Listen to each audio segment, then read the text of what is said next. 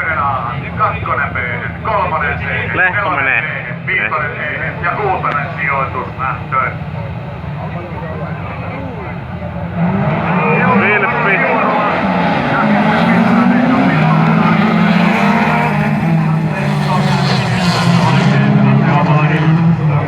Rakennusliike Avikainen Volvolla. Ja sitten tuliko siellä jotain? Tomi Siurua 262 Vilppi lähtö. Elikkä Siurua Vilppi lähtö. Kuljettaja, joka tässä vaiheessa on tuossa kakkospaikalla. Eli todellinen kakkonen on 14 Tomi Rinne.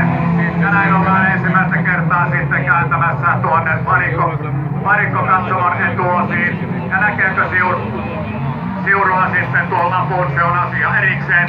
Ensimmäinen kierros, se menee Mikko Lehdon nimiin. Siurua ei ole kakkosena, vaan todellinen kakkonen on 14 Rinne. Kolmantena 297, eli Saasalainen Väyrynen neljäntenä. Ja sitten ollaan jälleen tuolla takalenkuran puolella. Puoli kierrosta on matkaa tuonne ruutulipun puolelle. Elikkä Lehto kärjessä takana on tosiaan Tomi Siurua, jolla on se vilppilähtö rasitteena. Yrittääkö Siurua sitten ajattaa siinä Lehtoa miinaan, se on asia erikseen.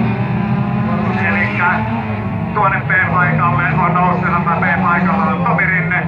Ja sitten tullaan päälippupisteen kohdalle toistamiseen. Ja näkeekö siellä sitten Siurua tuon tilanteen? Ei edelleenkään. Ja tässä vaiheessa sitten A-finaaliin Mikko Lehto, hirvensaunaiskuljettaja A:han. B-finaaliin 14 Rinne, C-finaaliin Saasalainen, D-finaaliin Väyrynen, E-finaaliin 27, eli Saarela